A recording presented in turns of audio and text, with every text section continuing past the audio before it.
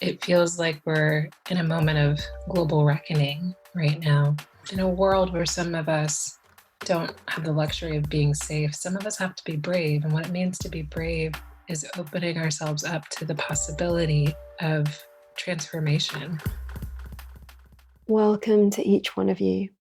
I find myself as I talk to you now and during this conversation in a liminal space, the space between death and rebirth, a space of both grief and liberation, the space that we all find ourselves in now as the old system is dying and the new one is being born.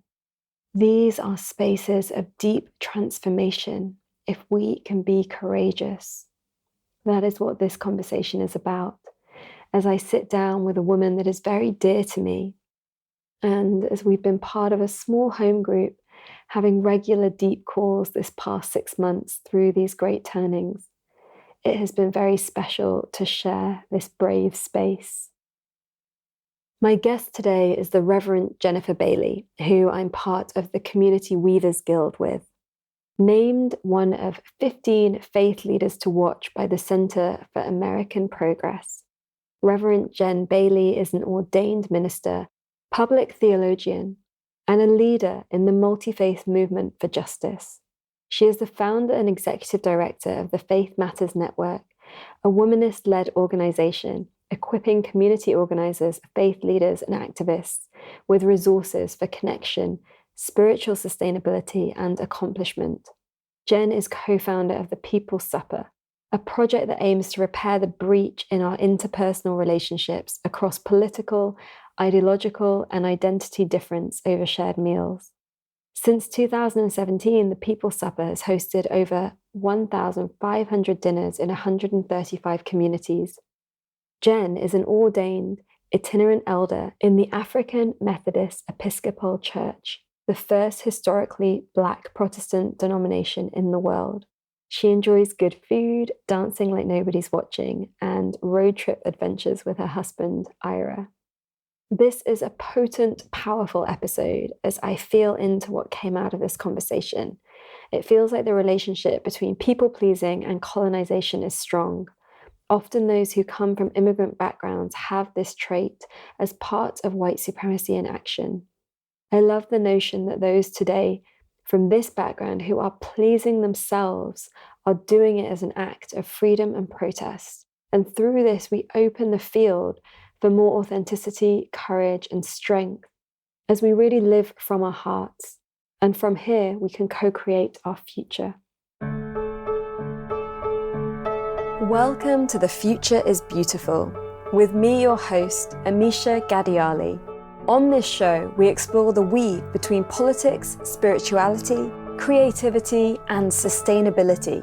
It's time for us to move beyond silos and into an integrated way of being. Every one of us has ideas and personal experiences to share that can lead us to a brighter future. This is the revolution.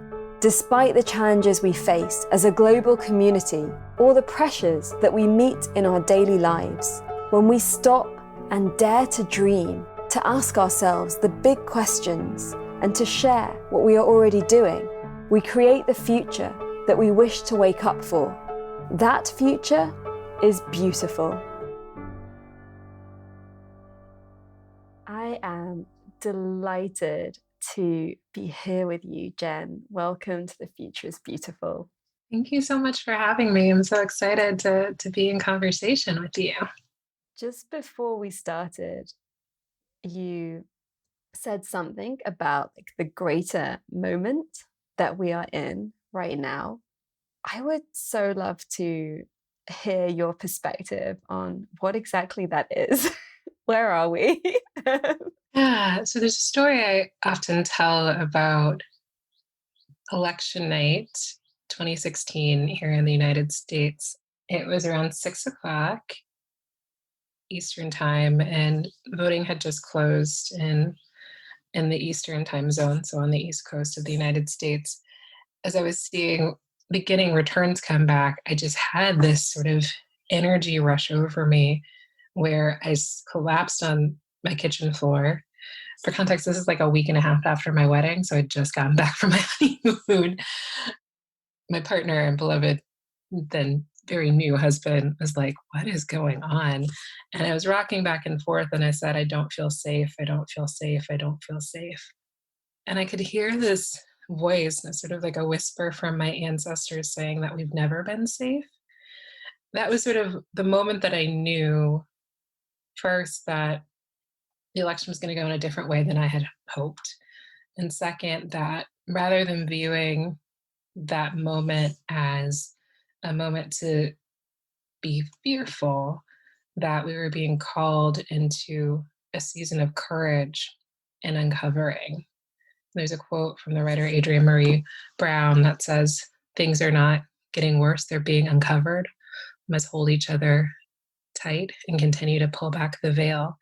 And I think so much of what the past 4 years or so has been about pulling back the veil and seeing what has always been present, what we've always known about those parts of our communities and our societies that have been broken. In particular, our relationship to one another, our relationship to the earth, our relationship to the divine, and that brokenness is closely tied to systems of inequity, institutional and systemic racism and oppression. And it feels like we're in a moment of global reckoning right now. And there are two ways I think you can confront a moment of reckoning and uncovering an apocalyptic moment, if you will. And we can approach it with a spirit of fear and scarcity, or we can see it as an opportunity to more deeply see, not just see, but imagine. So see that which is physically in front of us and present, and then attempt to see even beyond what can be. And so I vacillate between the two. I vacillate between the fear and uncertainty and scarcity. But in my better days, I lean into this sense of what is possible as we see what's happening all around us. Mm, beautiful. Yeah, and it feels like the months of this pandemic has brought even more of it up to the surface in ways that feel very dramatic, but they are things that have been going on for such a long time. And I know many issues that you have been very closely connected to and speaking about and protesting about and building extraordinary ways of addressing, of opening paths of reconciliation. As we are here in this reckoning, for many, it is a time of, well, for many, it feels like it's been a time of really like coming into themselves, like actually having realizations of how much they actually already are, and being able to step more fully into their truth and their wisdom and their place like within their community where they are needed, and how they can be both a comfort and also a way of kind of visioning into where we go from here. And then for others, this has been a time of great grief and confusion, struggle, and lack of resources, both inner and physically, materially. And I wonder what your guidance is for those that are on the side of that, where they are really facing the hardship of this reality. Yeah, I think the first thing I would say is that you're not alone. I think one thing that feelings of deep isolation or or even confronting the real life and death consequences in the midst of this pandemic on people's livelihoods and the futures they thought they were going to be able to have and hold. Is that one of the more insidious things that I've experienced happening is the ways in which people have been made to feel isolated or like they're not a part of a collective mourning, grieving process. To me, one of the beautiful things that many of our world traditions, spiritual traditions have to teach us is what it means to walk with those who are grieving and mourn with those who are mourning. And that mourning and grief is never intended to just solely be an individual process. But in so many cultures, my own experience of my own community, it's a collective process. It's collective in part because it reminds us that we're not alone. It reminds us that we are being held by others in the midst of our suffering. And it helps inform us that there is something on the other side of it, right? That grief is not something to leave behind, but rather it's something we carry with us and that we don't carry alone. And so I share that to say I think there is sometimes an incentive in the midst of great suffering to try to move forward very quickly and forget. And I see that happening a lot in my own context. I live in Nashville, Tennessee, in the United States, in a state in the American South where I don't know what's going on with my country. It's a mess, right? Um, there is a sort of cultural moment where folks are intentionally feeling like this pandemic is over, right? And like we did the work, we made the sacrifice, and so we're going to pretend like nothing ever happened, even though we continue to see the death tally continue to mount. What I remember is that behind each number that we see, over 120,000 people in the United States who've been killed in this pandemic, each number represents a person, represents a spirit, represents a life, represents a daughter, an uncle, an auntie, a cousin, and a grandfather, a grandmother, disproportionately, most of whom are people of color or low income folks, folks who've been deemed essential workers. There's a cultural incentive, I think, in my home to forget so often that memory is one of the greatest anecdotes we have to death and loss and grief. When we remember, we call people back into being. There are a whole lot of folks who would rather forget in this season than be confronted with the realities of their suffering and their grief and their mourning. So I would remind people that they're not alone. I would also remind people that there are those who want to accompany you in this season. I've been so moved by the number of mutual aid societies that have popped up globally of everyday folks helping one another for the sake of helping one another, not because they're necessarily the most wealthy or have the most material resources available, but that they see a need and are filling that need in their communities. And that is incredibly striking to me that in the absence of other forms of more traditional leadership, I guess, it's the everyday folks who are answering the call to care for each other. And that gives me so much hope, it fills me with so much hope that if government fails, we still got each other. And that is a beautiful thing. Yeah, it's so inspiring, the mutual aid groups and that sense of rallying together, and many people that I know, for example, in London, have said that they feel part of a local community now because they're not traveling an hour across London to go and have dinner with their friends that they went to college with or whatever. Instead, they are not meant to be socializing. So instead, they're just helping people that live really locally. And then people are going outside for their time in nature in the parks. And then you're seeing all the same faces all of the time, and this familiarity that's happening because people aren't commuting everywhere. Everyone is where they are. And how beautiful and that and nourishing that aspect has been for community. But there's something that you said there that I feel it really like in my body. I was just before we started to have this conversation, I was sitting with my parents and my brother, and we were watching the news, the pandemic kind of bulletins that they have every day.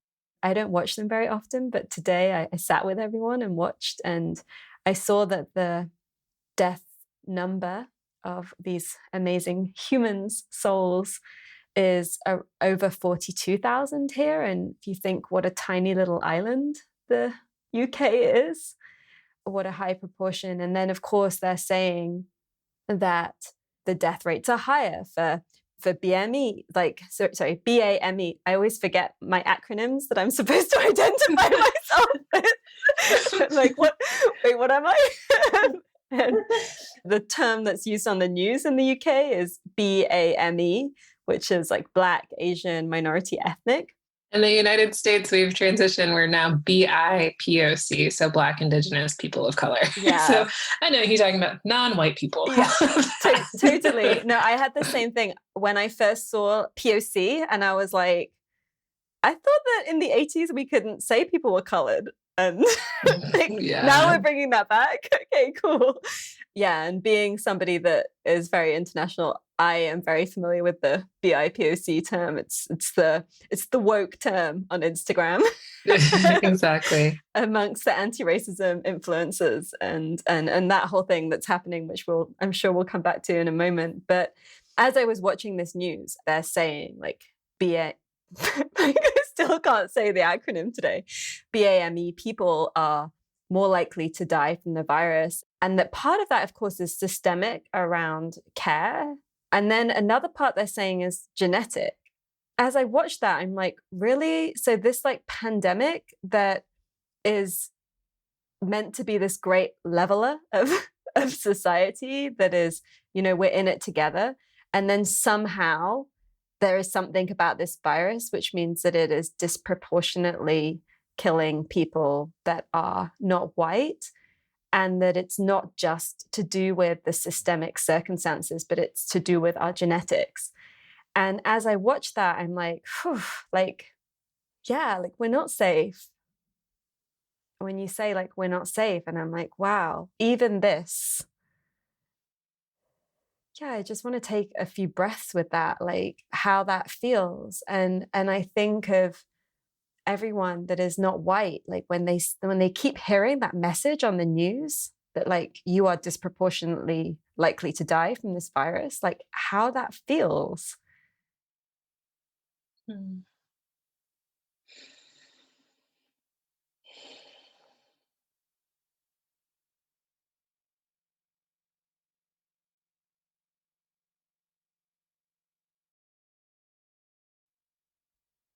And then I remember that I've heard you speak about this, and I've also like felt this in facilitating healing spaces, this call to be brave when you can't be safe, and this memory of ancestors that have had to be brave and that they have kept being brave no matter what what situations they have found themselves in, and what injustices and inequalities that they have had to live within.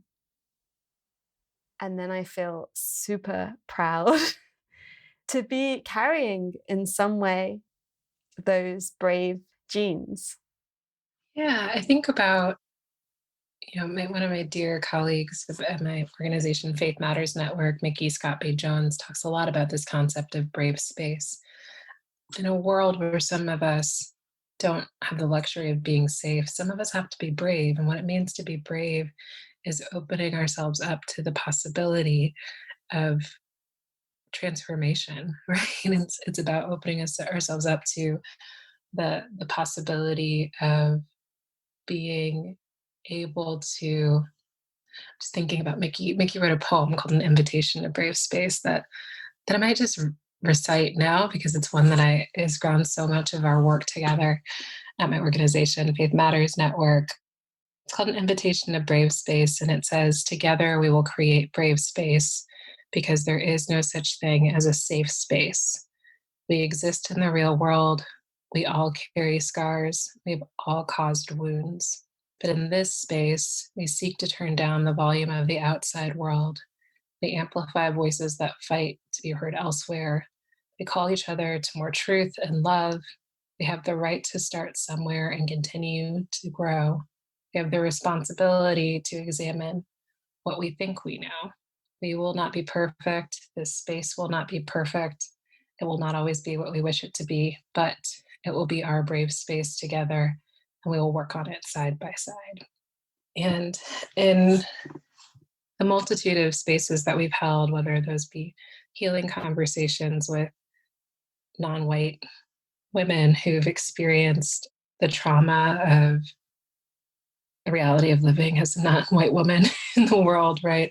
Or having bridging conversations with people who are politically on very different ends of the ideological spectrum.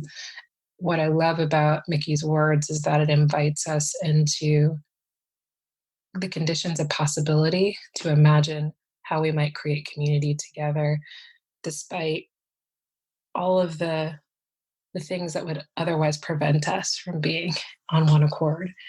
And I know, knowing her very well and knowing our work as an organization that is primarily led and made up of Black women, that our grandmamas and our great grandmamas and our great great grandmothers, they were creating their own brave spaces against some of the most insidious odds, right? Against policies that were intended to strip them of their humanity and their human dignity. And they still made a way out of no way. I think about in my faith tradition, the parable of the loaves and fishes. So Jesus is on this big mountain, and all these people come to hear him speak, and they need to feed these people. And there's like 2 fish and 5 loaves of bread, and he blesses it, and then suddenly everybody eats. And there's lots of different ways to interpret that text. Is it that everybody adds to the basket as it's being passed around? Is it actually a miracle that there's an endless supply of bread and fish that emerge? It hit me a few years ago as I was in my church kitchen watching these older Black women just prepare food for the community, as they do every week in my church community, or typically do when we're not in the midst of a pandemic and socially isolated. And I was like, oh, I understand this now, because I was seeing what we call in my tradition church mothers, right, have done with a box of spaghetti and feed and fed multitudes, right? I very much see myself and see so many of us in the lines of those who have been able to create out of nothing and imagine something different, even if the world tells them that they're not able to do X, Y, and Z. And I would add that in the same way that we can genetically see that trauma is passed down from generation to generation, particularly among non-white people, I feel like there's also like this spiritual transmission that happens around resilience that happens, right? That like in the same way that our pain is present in our DNA, so are those aspects of our personhood, of our ancestors that are allowed us to not just survive but thrive. I think that also is passed down. That resiliency muscle is passed down. As you were sharing and thinking about these news reports and what does it feel like to be reminded every day, I have an image of like a woman with a backpack, brown skinned woman with a backpack, and like different stones being put into the backpack as she's walking along in her life. This is one more stone, but like her back is super strong, right? That doesn't mean that it's not painful. It doesn't mean that every so often we don't pass that sack off to somebody else, right? That we don't share the load. But it also means that there is inherent within each of us the capacity and ability to be brave, to be strong. And that strength sometimes is not just found in what we're able to endure, but strength is also found in our ability to be vulnerable and share when we need help and when we need to be present in community to help share the load that we're carrying. I very much, as I look to this particular moment we find ourselves in, am grateful for sisters who help share the load with me, whether that be the emotional load, whether me just like needing to text my homegirl and be like, I can't today. Her being like, girl, me either.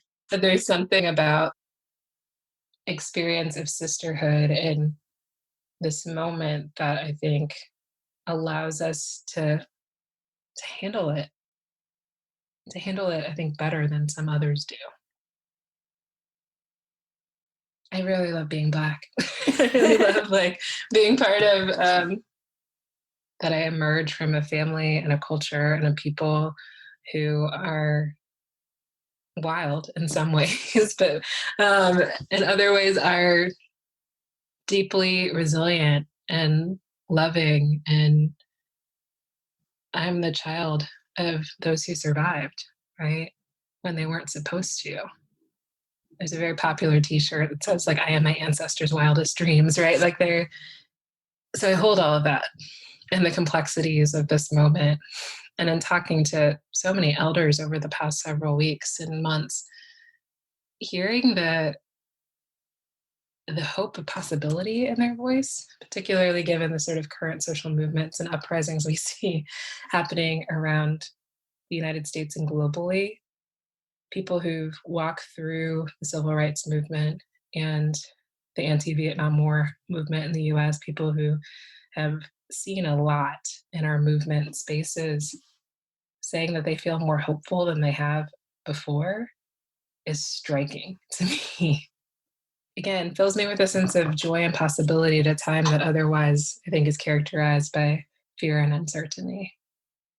Yeah, beautiful. And the strength in being able to tune into the joy and to the pleasure, even in and especially in systems of oppression. Yeah, absolutely. That famous quote, I don't want a revolution if I can't dance, right? There is something about the ability to dance and find joy and laughter that reminds us that we're alive, that reminds us that there is something that we are aspiring to fight for. And that's super exciting to me. Again, I don't want to hold all the doom and gloom all the time. Right? Like Yeah. I want to dance. Yeah, part of that is that I am, as of today, 28 weeks pregnant with my first child. And so, ready or not, I'm about to welcome a new life into the world. And I was sitting with a mentor a few weeks ago who is an elder in Black feminist theology, otherwise known as womanist theology, shared the news that I was pregnant. And she was, of course, elated. She said, having a baby right now is an act of radical hope. You're giving me radical hope. And I don't know, it's like I have so many friends, women, especially women of color, who are like welcoming their first children in this pandemic. And we've just like looked at each other like, who are these little humans going to be that they chose now as the time to like burst into the world? I see teenagers organizing and leading in such beautiful ways in the streets, being so wise about the way that they're approaching movement right now. And I can't help but be moved by that and excited by that. It also reminds me that I'm not as young and fresh and shiny as I used to be. And that is such a gift to be in my early 30s and like settle into a new role as how I've been thinking about it. Not maybe not quite auntie, although it could be a very young auntie, but like that big sister, big cousin role that's like I'm just a little bit further down the line than you are. So take what's useful and leave the rest. I'm not your parent. I'm not your grandparent. I'm not an elder, but here's what I've learned along the way. And may it be a nourishing and a resource for you. But mostly I just want to follow you because what you have is a spark of something that I'm never going to be able to capture again in the way that I did when I was 21 or 22 or 24, right? And that's okay. We transition into different life cycles and phases in the same way that we transition into different life cycles and phases in our spiritual practice and our activism. We each have new and different roles to play depending on where we might be. that has felt like such a relief in this moment. And partially it was sparked by my own reflecting on the killing of George Floyd in Minneapolis, Minnesota over Memorial Day weekend in May of this year here in the US. And if this had been 12 months ago, I would be on the streets in my clergy gear, putting my body between police and protesters, attempting to mediate as protests were going on. If it had been 5 years ago, I might have had a megaphone while I was doing that. And I had this real moment of awareness that the best way that I could protect Black life in this season was by staying at home and being pregnant and protecting my physical body, and that there were other ways that I could support what was happening. And it was a real like moment for me. I got real emotional, I got tearful, and then I got really excited that like my role has transformed and transitioned and who I am is transitioning.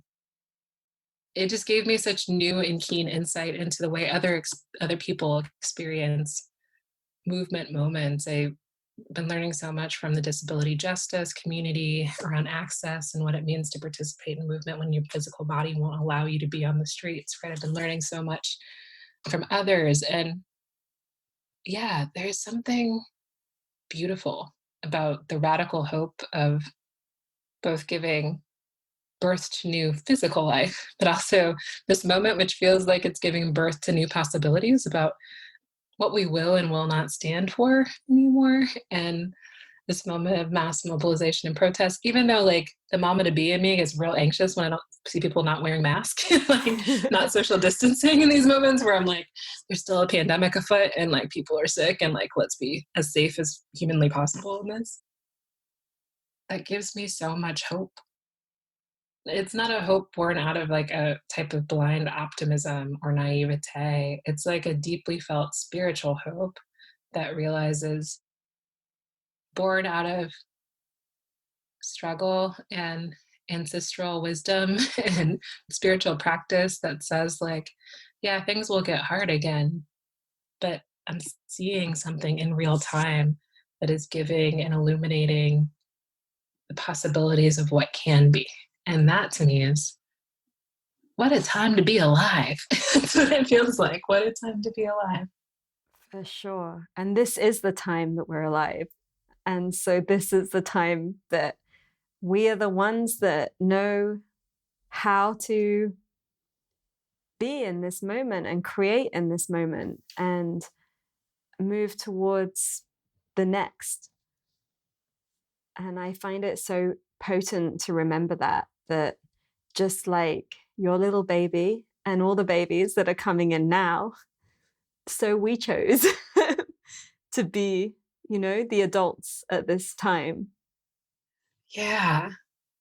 Oh, that's so beautiful. I'm just like having this image of like, what was my mom thinking in like the late 80s against the background of the Cold War, that like I was emerging at this particular time, Like, yeah, I can't help but think these kids are gonna be wild. They're being born now, like wild in the best way, right? Like, um, yeah, it gets me. I get like gleeful and joyful and like so excited about like all the trouble they're going to cause and like how much this child is going to get on my nerves with their politics, their activism, and pushing me around things that like I was pushing my parents around, and stretching me and like my imagination about what community ought to look like and how many times they're going to call me dumb when they're teenagers, right? Like all of those things that I'm saying now as a delight, but I'm sure 15 years from now we'll be deeply annoyed by, right? Like, yeah. And that's part of the process. I was reminded earlier, I was listening back to a conversation that I'd had with a friend, and at the time we recorded a conversation back in December, and I was reflecting on some time I'd spent with an elder of the civil rights movement who talked about when she was coming of age in her teens in the 60s and protesting, the elders would say, well, baby, you're in process to her, right? Meaning that like we all are in process. We all have growing edges. We all have so much to do. And I feel like each of us is discovering that we're all in process, not just individually, but as a society, we're in process. And whatever that process is moving us towards, hopefully a good thing. And see, then, I mean, we talked earlier about like the feelings of like hope and the feelings of like traumatic fear. And when my fear comes up, I'm like, and we have some choices to make. I mean, both because of the reality of the sort of irreversible place at which we are as we think about the future of our planet and the health of our planet with climate change and the growing forms of nationalism that are popping up around the globe that are very much believing in a vision of us versus the other, right? Like all of these things are happening at the same time. So I do think that there are some choices for us to make as the weeks and months and years unfold as a society about who we want to be. And my hope is that we make the right decision, that we try to build a more just and equitable and inclusive world in which everybody sees themselves as loved and beloved. I don't know though. My president's a trip, right? The president of my country is a trip. And God willing, we vote him out in November, but I don't know if that's going to happen, right? Like there's so much that is uncertain in all of this as well. For sure. And it makes me remember that in all of the kind of education piece that's happening right now around white supremacy and racism, one of the things that really kind of caught me in recent weeks is the idea of perfectionism being part of white supremacy. That in this process of decolonizing our minds and our hearts, that we can release any notions of perfectionism or anything ever being okay again. Actually, just the realization that they were never perfect, just that there were echelons of privilege that felt like everything's good. But that was always based off oppression of others and extraction from the earth. When we can fully accept that we live in a process, that we are a process, that our lives are part of a picture and a story that is so much greater than us, than now, then it's like, okay, well, like I came and I'm here and I'm doing my part and I'm rising up in myself and I'm showing up as I can. Probably when I die, things are still going to be a mess. And, and kind of being okay with that. And so that's been really powerful for me of, as I hear people saying like, oh, like the world right now. And I'm like, I mean, is right now any different to how it's been for many throughout history? Because we have always had these systems of oppression. And it hasn't always been about race, although that's a huge, huge part of it. But it's also been about class and men and women and man and earth and all kinds of other divides that have kept us separated. And that has created this illusion of like just self-congratulatory, like, isn't life wonderful kind of thing. Yeah, I mean, I really feel like it is our work to live beautiful lives in amongst this mess. And it is our work to create more beauty through healing of injustices, through spreading joy and love and care and community, at the same time accepting that we will probably die with everything still a mess. And that there's beauty in the mess and the making of the mess. Right? That there's something about I privilege the fact that sometimes I'm a hot mess, right? Like that there's something about, to your point, being reminded that we're not perfect, right? That actually that there's more to be learned in the mess of it all and the mess of ourselves and the mess of relationships than there is in that which presents itself to be perfect, so well structured and with a glossy sheen, right? Like I worry so much for people who like curate their lives in such a way that there's a sort of public appearance of perfection. There's so much fun to be had in the mess. There's so much fun to be had in the creative process, right? There's so much beauty to be found there. As we think about what it will take to dismantle systems of white supremacy and oppression. And if we think about thinking about a teacher of mine who talked about like one of the deepest, most original sins is actually the sin of separation, like that we when we separate ourselves from one another, and whether we label that around lines of race or class or gender, that is the breach with the sacred. That's a beginning breach.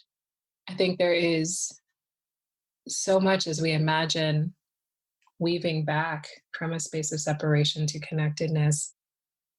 There's so much creativity and energy and fun to be had there. And imagining, I keep telling people, like, I love sci fi and speculative fiction because it helps us imagine different sorts of worlds, right? It helps us imagine something beautiful. I love hanging out with poets and artists and creatives who see that the sky can be purple, right? There are ways that begin to stretch the very notion of what we believe is possible. And it's going to take that high level of creativity for us to move into whatever this next thing will be. And some of us will have a very public role in what that means, right? But for some of us, what it means to help realize that dream, a possibility, will seem small in comparison. And that's okay too. And maybe sometimes it's big and sometimes it's small and sometimes it's just making sure your kids get fed, right? Like each of us has a part to play and it isn't the same part. And those parts might change over time. And there's something amazingly liberating about realizing you don't have to be the sole one. And like it challenges our notion of white supremacy, like that savior complex that is so alive in so many of our NGOs and nonprofit spaces that we just need to, if we could just do this one thing, we'll fix the problem of our broken educational system or our broken healthcare system. When really, it's not up to one of us, it's up to all of us. Yeah, for sure. And then being in amongst the kind of gaslighting of like talking about what can be done and then seeing the opposite being done and how Oh, that can girl. and how present that is. Oh, I feel so let me also admit, again, I mentioned a little bit earlier, I feel like I have such privilege. So, out of the sort of 9 team members who I work with on a daily basis at Faith Matters Network, 6 of us are Black women. And I realize how rare that is and what a gift that is, in part because, having worked at predominantly white privileged nonprofits throughout my career, the gaslighting is so real and so damaging and so what can feel most painful is when people have the right rhetoric or have the right language to describe things but then don't realize that they're in their very actions they are upholding and replicating the patterns of harm and behaviors that hurt people. And I see it even manifesting sometimes in movement spaces when people don't attend to their own trauma or don't attend to their own pain, they tend to replicate and hurt other people. And so all that, maybe that's partially why I've approached this moment with like great joy and optimism, but also like a hint of caution. Like there are all these people who are suddenly awakening to the reality of state violence and police brutality when like we have hundreds of years of evidence of this, right? Like, Right. what did you think we were talking about this whole time? And I mean, I'm glad you're on board. I'm glad you're learning. I'm glad you're like putting yourself in the position to be stretched when you don't have to. And I hope you don't disappear when it gets too hard. I hope you don't disappear when the moment is no longer, the issue is no longer sexy. There are issues that come in and out of vogue in certain spaces.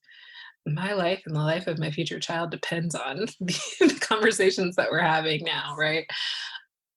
I get it. I get that there's an awakening afoot. And I also am like, I can't I can't spend too much time investing in, do I want to say this? I think I want to say this.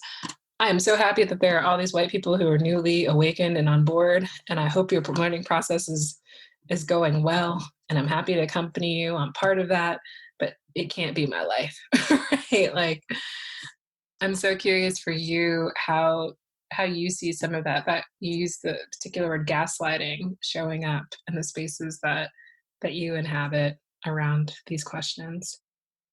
In my own personal evolution, what has happened during the height of this movement in the last month is that I have had the validation on some kind of, and not like through conversations, but just in my consciousness of basically all of these moments through my entire life that I was gaslighted. I was really made to believe that I was doing something wrong, saying something wrong, that, yeah, that I was being difficult, or that I was making a big deal out of something, or even often that the thing that I just witnessed didn't happen. And it's been really just such a time of inner liberation, because I've been finding that, I mean, it's been exhausting too, right? Like, there have been all of like the messages and all of the emails, and then suddenly all the requests to come and speak, because now suddenly like you're a person of color, so suddenly your voice is more interesting than it was like a month ago. And Mhm. and even a sense of like, oh, you're doing such great work these days, and I'm like, huh, these days? Like, I'm doing the same thing. You mean the work that I've been doing for the past decade plus? Okay. Right, exactly. It's like, it's Yeah. just suddenly I can see it, right? So there's that happening, which is really interesting. So some of that has been exhausting, and also holding space for other folk of color and some of the experiences that they've been having, because as much as there is awakening of consciousness around race, like, it's very triggering for everyone, actually. So for white people, it's really triggering, and there's a lot of shame and guilt coming up to the surface.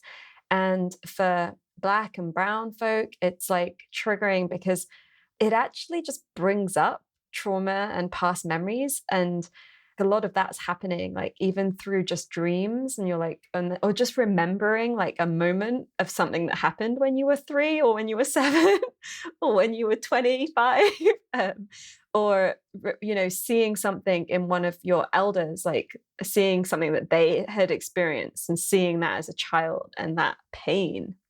That has definitely been a process, but I would say that the real liberating factor for me, as there has been like quite a lot of very well articulated information coming out around anti-racism and white supremacy and these systems of oppression, as they've been kind of more in my field, and the taboo of talking about race in mixed race spaces has been clearing, that has been incredibly liberating. And because, Jen, because I reached out to you last year. We're in a wider community together, and we were invited to form small groups to go on a journey with. And I reached out to you. I was so excited that you had joined the community. I'd heard you on Being, and I was like, I need this reverend in my life. and and my invitation was like, I want to connect with other people of color, and I want to be able to share in a place where I don't have to deal with a lot of a lot of what happens when I share as the only person of color in an all white space, which in my own life experience has been most of my life, because I grew up, and as I know you grew up, in an area that was mostly a white area. I grew up in an area that was really all white, and went to schools where I was the only non-white person there. And so, I just had to find my way in those environments. And I found my way, but something would always happen where it would be revealed to me that I wasn't in full belonging in the way that everyone else was. And honestly, like I didn't even equate that to race until much later because it was all I ever knew. So I was like, but this is my school. Like these are my friends. Like, but why does this thing keep happening? And I took it very personally. I did a lot of therapy like on it. And again, with like white therapists. And so it's still never got uncovered. And then what's been really happening for me now is just this like, oh, wait, that was gaslighting. Oh, that was gaslighting. Oh my gosh, like that was gaslighting. And then it's like, whew. And honestly, the stones are just flying out of my backpack and they're just going back to wherever they came from. Because I'm like, wait, why am I carrying this stone for you? Like, Summon it back. Send it back. Send the yeah. energy back. So that has been happening. And then at the same time, I have this very amazing friend who is white. She grew up in South Africa. She did her anti-racism work before it was cool. And I now just forward her communication when it gets like prickly and I'm like, what's happening here? Like, have I said something wrong? And then she'll be like, oh no, look, that's gaslighting. And like, this person's like triggered and like, yeah, this is a race thing. And I'm like, and I'm just like, okay. And I keep saying to her, like, if I ever make enough money, like, I'm just going to hire her to be my like bullshit detector. And because it's like, I have got to 37 years old, having been gaslighted in every like friendship group, organization I've worked in all of these scenarios. And so, yeah, I feel a real leveling of actually being able to see. And it's so beautiful because now we're in a place where at least I'm very lucky in that the people that are in my kind of networks and communities are the people that are really wanting to understand like how to be an ally and and they want to know like how not to just be a performative ally and like how to like really be part of this great healing. And of course with that there have been like others that have behaved in the ways that I've been used to and exaggerated versions of that, but something in me is just like, oh yeah, here's your rock. Like take it back. Whereas before I would have been like, oh, have you got some more? Like, can I take more of your rocks for you? Yeah. So that's a huge shift that has happened personally. And if that's happened for me, I hope that that has happened for other folk of color. And if it hasn't happened yet, I hope that through listening to this conversation that happens. Yeah. And we put some rocks down. Put the rocks down. In fact, turn around right now, look at your backpack, and like start tossing back the stuff that doesn't serve or belong to you, right? Yeah, I don't even think I need a backpack. Yeah, right? Like, I think we also have to be honest that like some of that is stuff that like white folks in society have put on us, but some of the stuff that we're tossing out, in the same way that we are nourished by the wisdom of our ancestors, some of the stuff we're carrying is stuff from way back that is not ours to carry to, that our family passed down to us, that other people have passed down to us, expectations and norms about patterns of behavior that may not have been viewed as respectable or the ways in which we were trained. I think about this a lot actually when I think about some of the elder Black women in my life who gave me very specific types of advice as I was growing up so that I could learn how to navigate systems of whiteness and patriarchy and thrive in them. And now I'm like, I get that that came out of a space of love and protection. But there's some of that stuff that's toxic too, that is about me assimilating into a culture that is not meant for my thriving. And so I'm gonna I mean, I won't toss them back in the same way that I'm tossing stuff at some of the oppressive folks in my life, but I'm gently handing back to some of the elders in my life and other folks who I love some of the stones they passed to me, thinking that they were stones to help build my muscle, but that right now are just not serving me or hurt. Like they just hurt. I don't want all this weight on the back right now. I'm trying to be like you and shake off the pack to begin with, right? And so, yeah, I think there's an interesting, like, there's both the experience of growing up as a person of color, both the stones we inherit and the stones that are given to us as just the reality of trying to move in a world that is not necessarily intended for our flourishing. For sure. Yeah, I'm ready to shake a loose and get free. Like, I just don't have the thing is I also just don't have the time anymore, and that's also one of the beautiful things about getting older, and I hope it grows. Like, I can't wait. I often talk about the time, like, I imagine it's gonna be around 50 where I cut off all my hair and start wearing animal print and, like, consult and just, like, live my fabulous life as, like, a Black woman in her 50s, and I can't wait to be, like, a church elder, right? Like, with my big hat and, like, white hair and cane, like, whacking people with it, right? Like, but there is something, in the freedom of giving less and of less of a fuck about what people can, like, think, which is a hard thing for me as a people pleaser, who's been a people pleaser all of my life and who has survived by, like, attempting to mold myself to fit other people's perceptions of who I should be in the world. But let me tell you, there is freedom in letting the pack down. There's freedom in, like, realizing that our life is ours to live and that I can't carry the weight of other people's expectations all the time.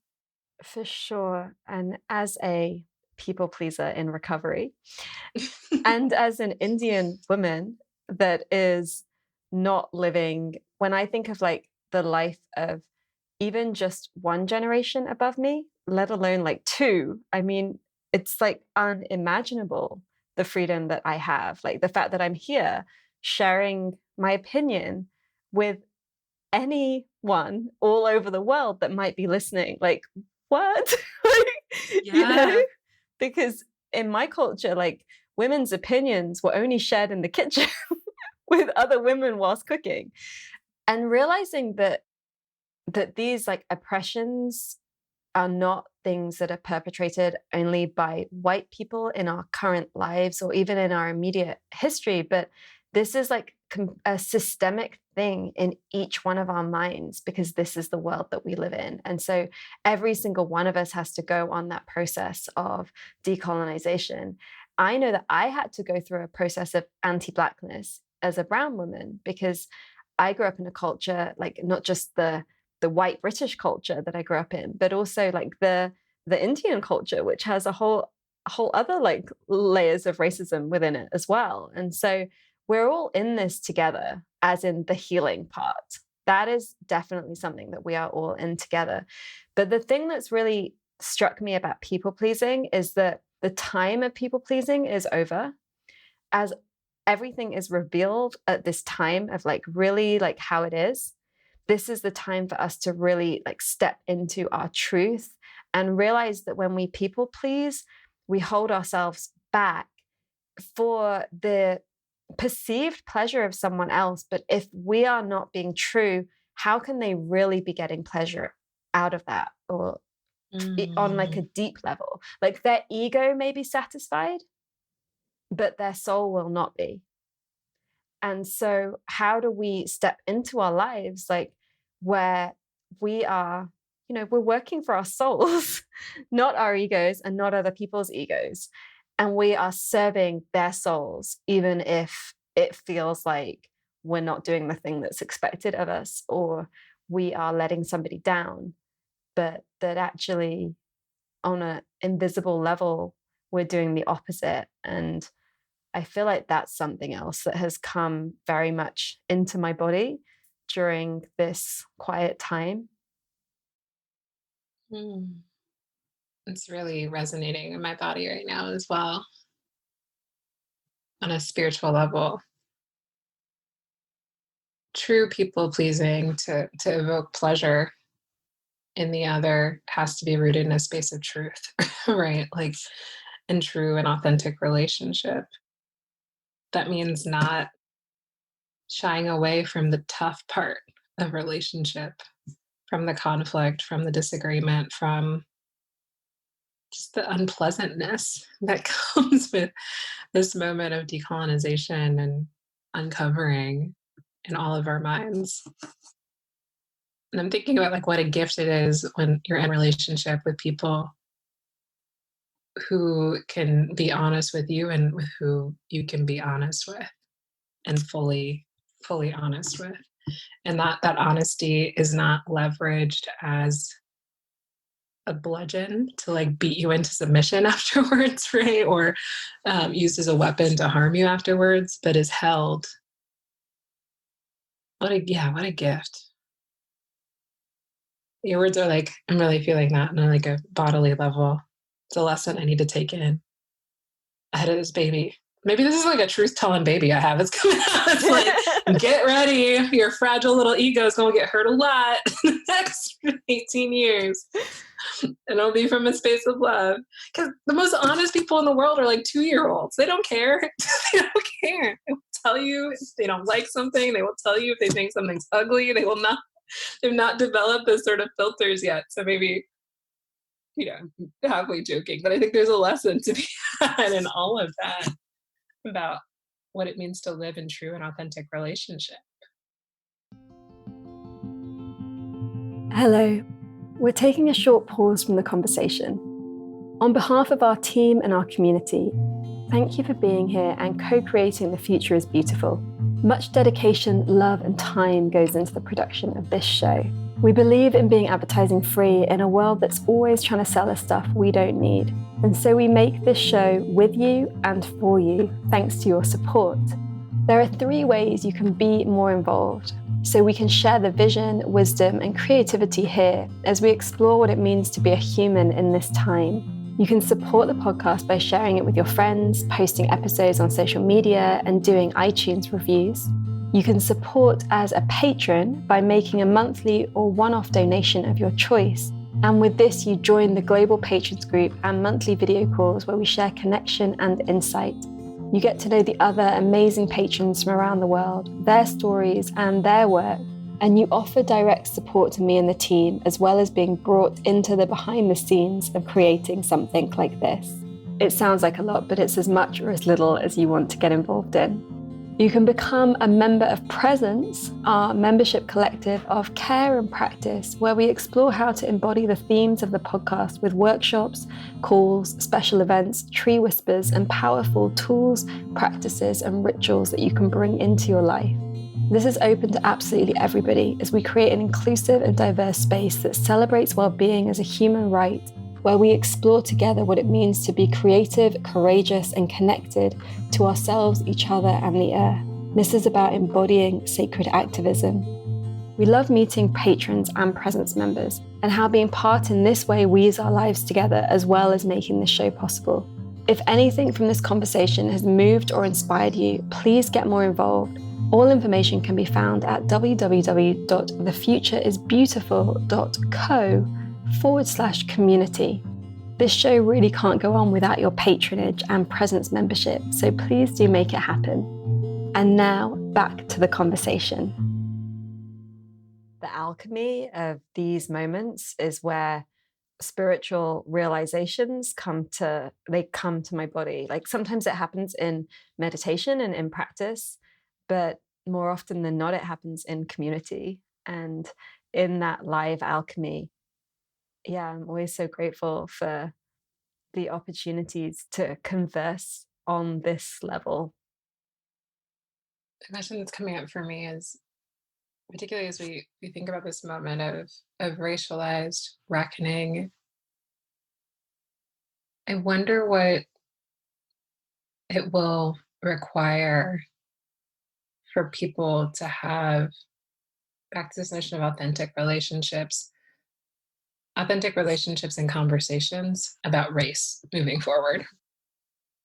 And when I speak about authenticity, it's not about a purity necessarily or purity test, but about the ability to reveal one's soul to one another and have it be held without condemnation, but rather in like a space of true bravery.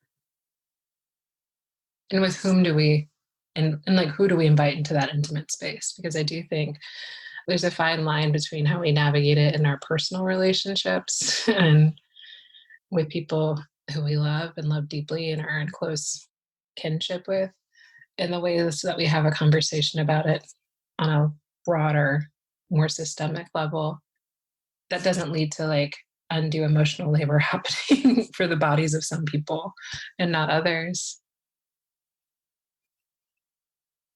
Like, what will it take for us to be able, here in the US, and it's so like me, right? Like, people in the States are so myopic. We have such a lack of a international imagination sometimes, but I think about sort of the debates that we've been having for years, but that have been heightened over the past month and a half about the Confederate flag.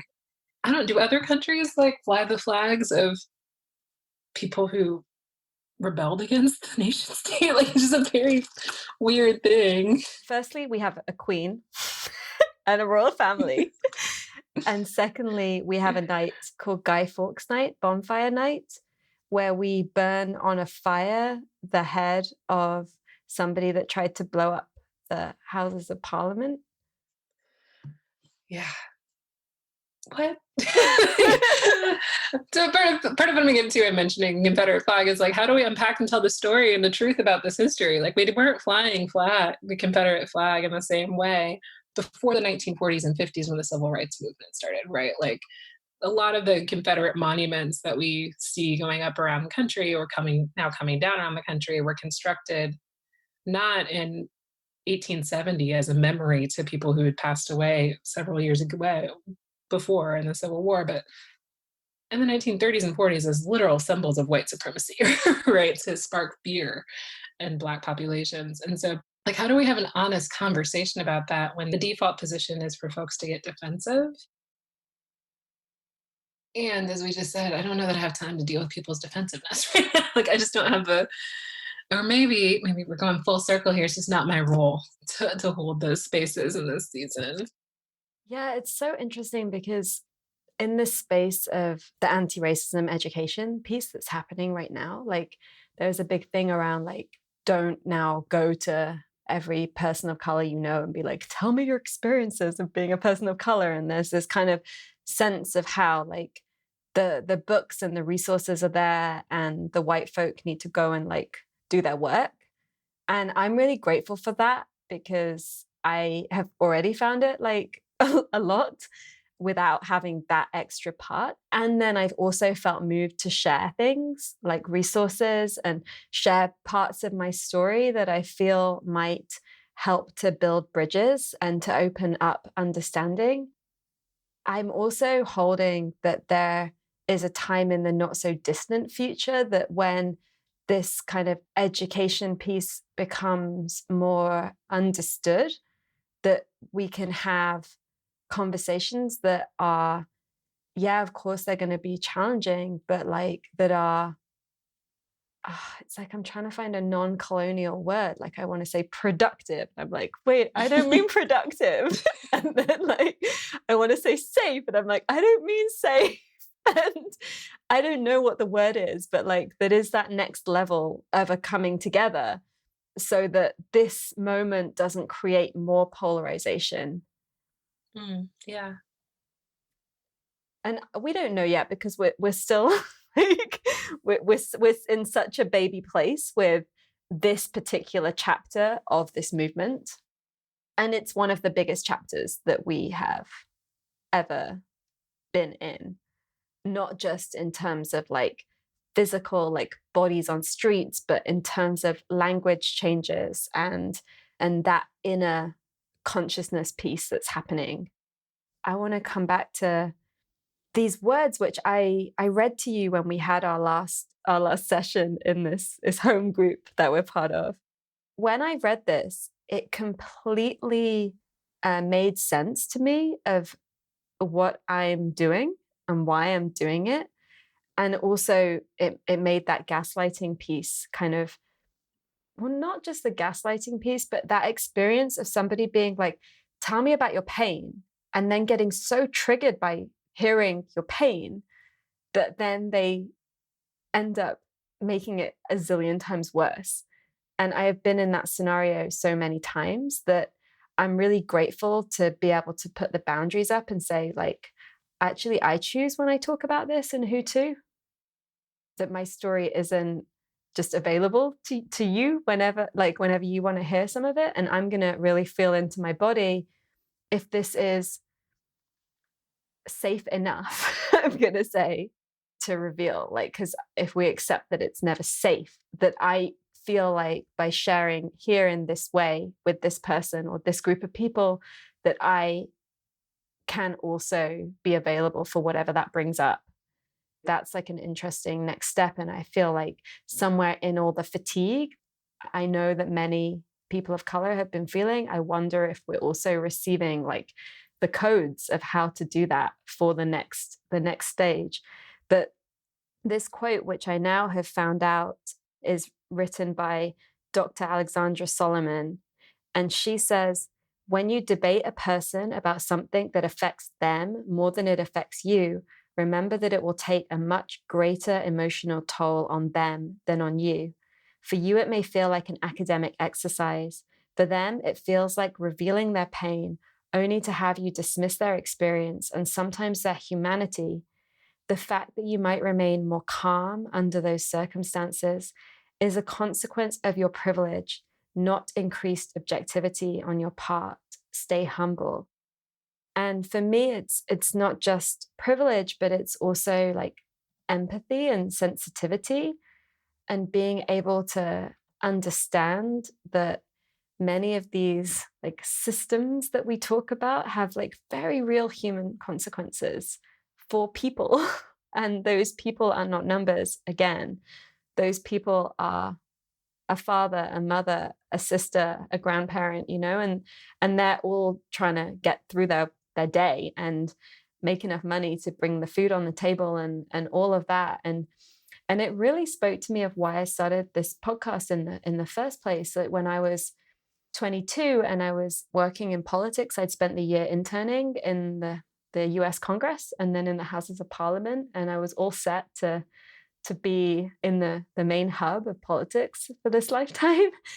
And I was sitting in the pub, I was getting upset about something, like, because there's so many things. And I was like, what are we going to do about this? And like, I really like, I don't feel comfortable about this policy on this. And, and I was kind of sharing my passion for a beautiful future. And somebody turned around to me and said, you know what your problem is? You care about people too much to do well in politics. And it was just one of those moments where I was like, what? I thought like, I was told you got to be in the system to change the system. And I do believe that's true for some people, but it's like knowing your role. For me, it was taking too much away from my essence to be in an environment that was that abrasive. And then in that, it meant that I was like having to live through my ego rather than be safe to like live in my soul. There was something in me that was like, because that whole culture was very much like, it's always about like debating and proving wrong and saying the smart, witty, like dominating thing. Yeah, like just louder and power over. I mean, I learned how to do that, so I could do it. But I but I never felt good winning a debate that way. Like it never felt great in my body. The same way as like I actually never enjoyed like winning a sport or anything like as a kid. I don't know why, it just didn't ever feel right to me in my body. I know that that's not the same for everyone, but in our lives we find our place, right? We find our role.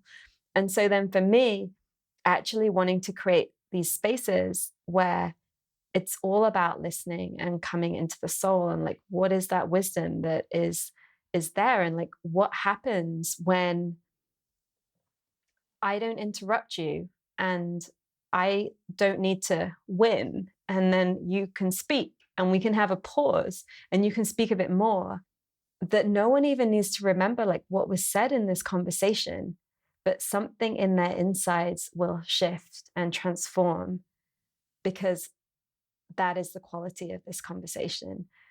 So for me, there's really been a beautiful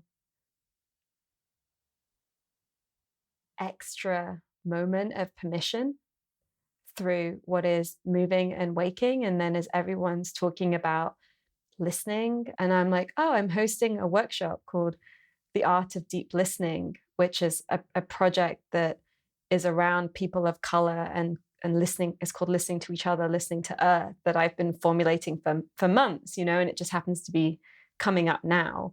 Yeah, just that realization that if we're able to follow where we are being directed on the inner level, even if the world in which we are operating doesn't look like that or doesn't understand, that we still have to do that, because that's how we create the new world. And maybe the rest of it catches up with us, and maybe it doesn't in our lifetimes, but we still walk. That, my friend, is what I call a mic drop moment. I don't know if I have anything to add. It was just so brilliant. Other than to say, this is a shared experience between the both of us. I studied politics in college, and I thought for sure I was going to go work on public policy and be a mover and shaker in Washington, D.C., and discovered pretty quickly that it fed the wrong parts of my soul, that I liked it too much, and that actually I was being called to something different.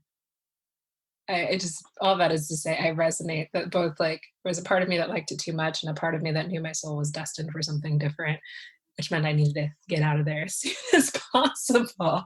I love that possibility that there's this alternate world where we're both living in DC, working on the Hill. Yeah, I loved my suit.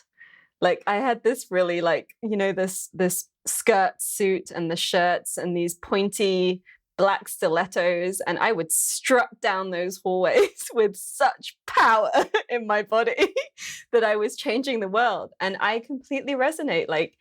There was an ego sense of I'm doing something good for the world, but I didn't feel that in my body. I felt like I was becoming something that was not in alignment with my soul.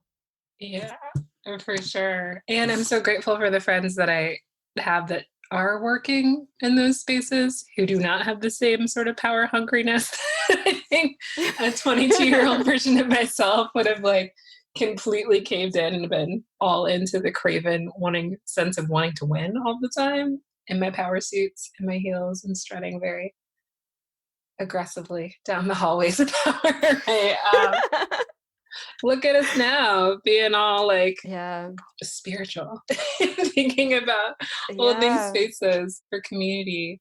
And what a gift and honor it is to be on this journey with you as we think about what it means to co-create this moment together and give space for the cultivation of authentic relationship and possibility and imperfection and bravery and courage. What a gift it is to know that I'm not alone and that I have this network of sisters around the world who are doing amazing, beautiful, deep, deep work and sharing it out there in the world. And you and your listeners and everyone, we're part of this together. What a gift. Absolutely. Yeah. And I also have so much respect for those that are holding down those positions. And I see friends, colleagues that I've known since my early 20s that I was on that path with that are now members of parliament or CEOs of NGOs, and they're really holding that space and that line. We have to find that place. And for me, I don't know if the dangerous thing was so much about aggression for me, but there was something about not having space for grief that felt really wrong to me. And I knew I had two near-death experiences in my early 19, 21. And then my friend died in front of me at 24. And then that with just the being in the different worlds my entire life, and the kind of seeing living both epic privilege and epic marginalization, like, and getting to be in different worlds so often, there was something in me that knew that like I needed to be in places where like it was more about being in the messiness, where there was really like space for that like grief. Like I couldn't live a life where I had to just like put my suit on and like be put together every day. And I think that that was like a big part of it. Of course, I couldn't articulate that exactly in my in my early 20s, but when I look back at it now, I can see that that's what I was hungry for.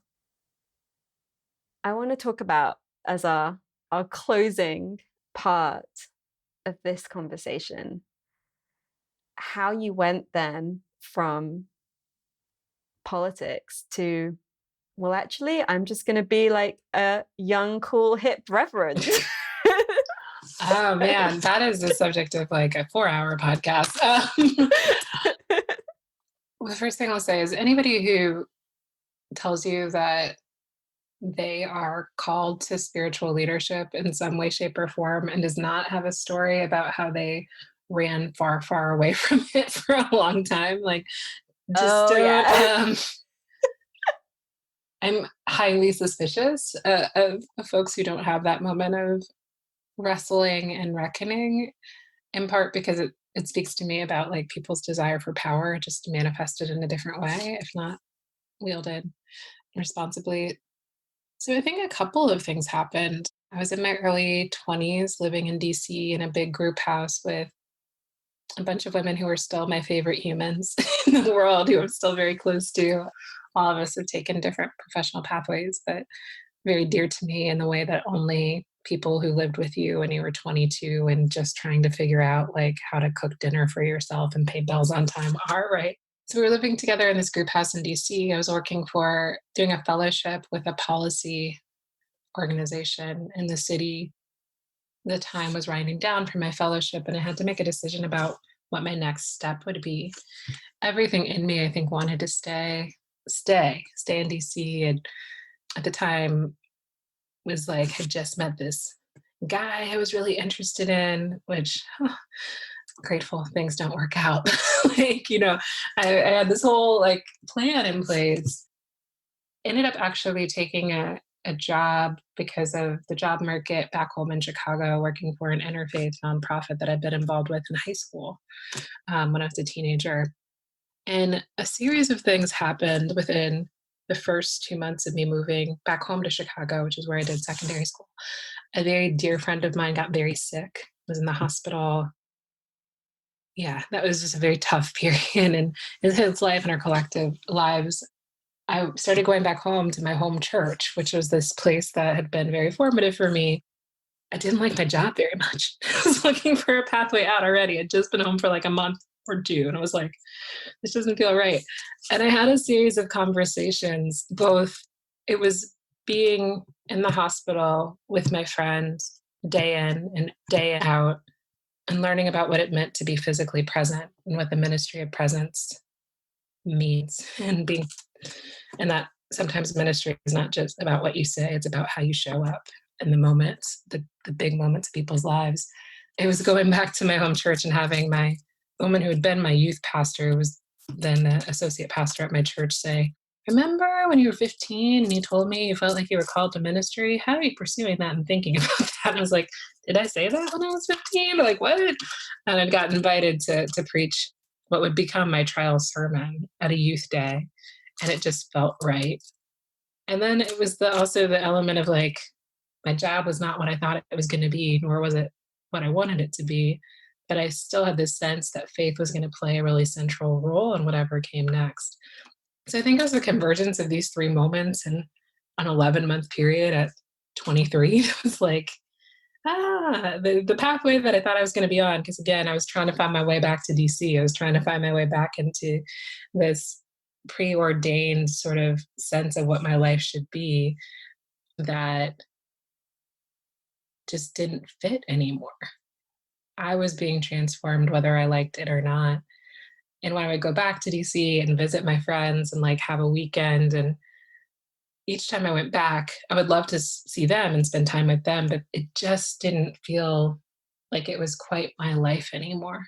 They were still my people, but that place was not my place. And those roles were no longer the roles that I wanted to live into. Time came for me to hatch an escape plan from the organization I was working for, which is a beloved organization to me. It just was not the right place for me at 23, right? Like, um, I was trying to decide, I'm like, am I going to apply for public policy graduate programs or am I going to apply to seminary or both? And the true answer is I just didn't want to take the GRE and some of the tests that were required at the policy schools at the time. And in conversation with my mentor, one of my mentors, she's like, everything you describe as wanting to do in graduate school you can do in seminary. And I was like, wait, but this doesn't fit the box that I thought I was going to. Sure enough, I ended up getting the pathway opened up in a really beautiful way for me to start that next leg of my journey. And the rest has been a constant process of learning and unlearning, stepping into spiritual or religious leadership. I sometimes feel like I'm wearing clothes that are too big for me, right? That like I haven't quite fully grown into the fullness of that ministerial identity. I still feel like a little girl, like in her mommy shoes, trying to like be more grown up than I am.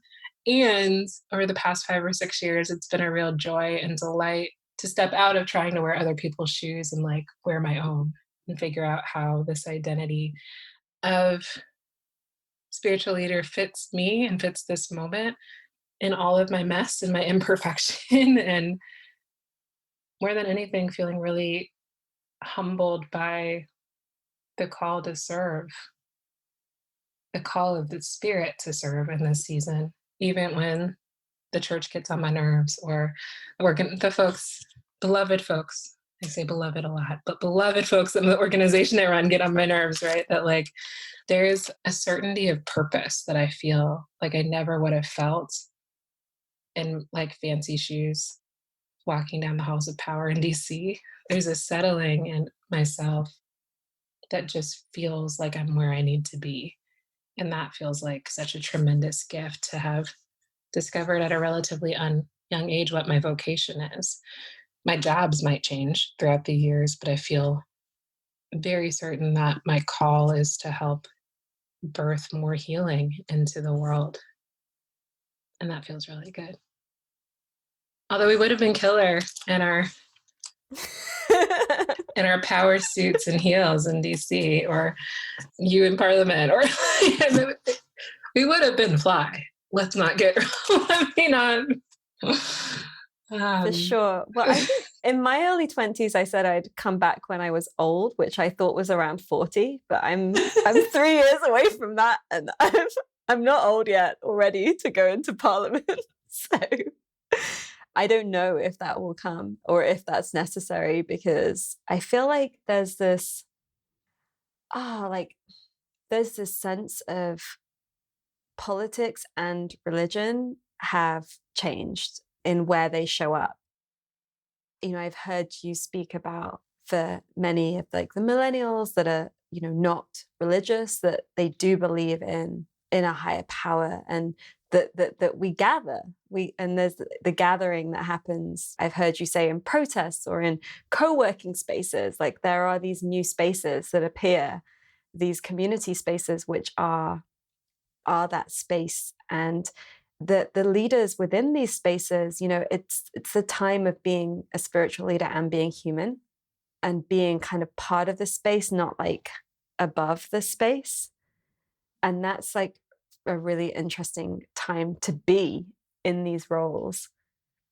And also, as you're talking and you make it sound a little bit like, oh, you didn't want to take the test and like whatever, like I also think that was like, the divine's way of showing me, like, some of it's like my own sense of being honest enough with myself. Is me not wanting to take the test was also me not wanting to like take a bunch of stats classes to be in DC and do policy work. Right? Like, Right, I for think that sure. like the divine will surprise and delight you and also kick Mm, your butt into like spaces that you weren't anticipating being into. And so I hear you. It's not just that I didn't want to take the test. It was that like spiritually, I was like getting increasingly clear that was not the pathway for me.